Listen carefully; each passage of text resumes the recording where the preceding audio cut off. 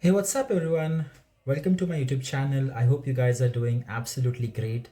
So, this is my first official video on the YouTube, and what I'm doing here is I am starting a series on JavaScript plus React plus Node, all under one roof. Under one roof. Why? Because if you want to learn React or if you want to learn Node, you have to understand JavaScript first. So everything under one hood. So we'll be talking about JavaScript fundamentals, core, then React, then Node.js, and everything. So this series is specifically for anyone who wants to learn React.js, or who wants to learn Node.js, or who wants to learn Next.js, or any of the JS libraries or frameworks. And they are not quite aware about the basics of the JavaScript and they want to learn it, then this series is specifically for you. So this will be a comprehensive series of, we'll be covering everything from JavaScript fundamentals to core JavaScript plus advanced concepts of JavaScript, and everything we'll be learning. Apart from that, we'll also be looking under common interview questions and some advanced interview questions which are generally asked.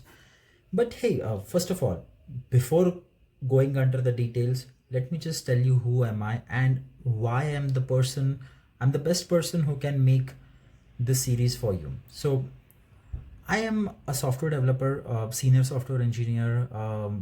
I've been working in this industry from the past 8 years, and I've been working extensively in JavaScript, React, Node.js. Not only JavaScript, React, Node.js, but I've worked in a number of other technologies. I've also worked on Ruby on Rails. I've also worked on Python. I've also worked on Java. I've also worked on several cloud technologies, like AWS, and I've also worked on Dockers, CI/CD pipelines, and whatnot. But JavaScript, React, and Node is my fundamental area, core area of working. I've been working in this like from the past 8 years. I had faced n number of bugs in production. I've solved them and whatnot. So I think it's better I put my knowledge somewhere and I share it with you. So that is the whole reason why I am creating this series. So continuing with what we'll be having in this series, we'll be having fundamentals of JS initially with core JS, with the core concepts, the advanced concepts, interview questions, plus we'll also talk about the common interview traps. Well, the common interview traps, like it might seem this JavaScript very easy in the first place, but that's not the case. There are some points where even the experienced developers uh, miss.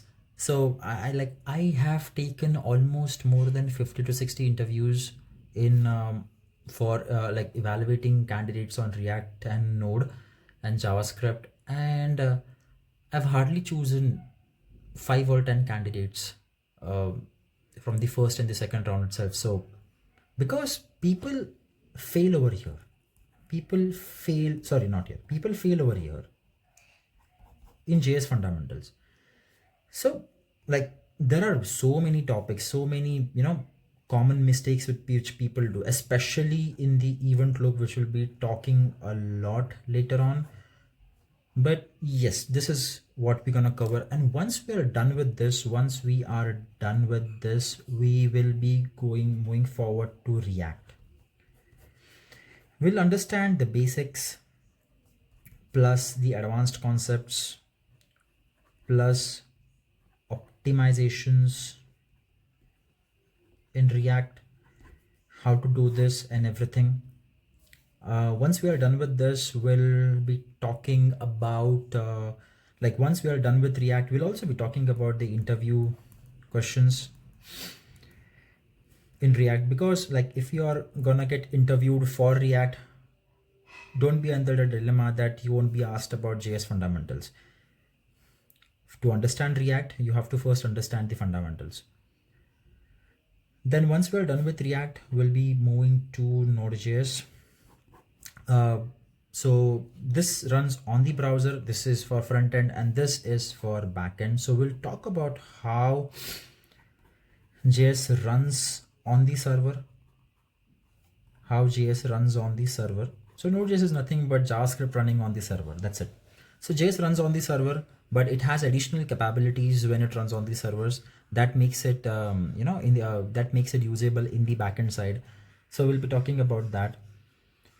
Once this is done in the Node.js section, it's not only about server. We will be also rendering HTML pages from Node.js, which is commonly called as server-side rendering, where we'll talk about Next.js later on. So what we'll do is we'll go to Node.js, we'll create servers in Node.js, create APIs in Node.js, then we'll also send HTMLs from the server, which is effectively called as server-side rendering, which will basically include React, sending React pages from the server to the client, because this is like the most important stuff, it is for SEO optimizations. If you guys don't know what is SEO optimizations, you go to Google, you search for something, and the first result you see that first web page, because that page is SEO optimized, because there might be n number of pages for what you're searching. But the page which you see first, it comes first because that page is highly SEO optimized, and Google has indexed it first so that it comes first. And that's it. That is because of SEO. If you use React natively, that is with client side rendering, which we'll be talking in depth later on.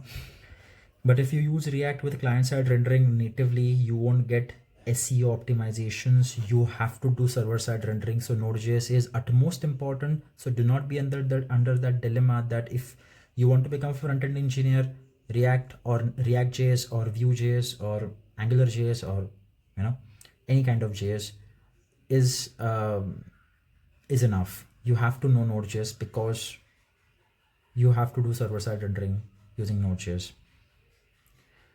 Then after doing this, we'll be deploying applications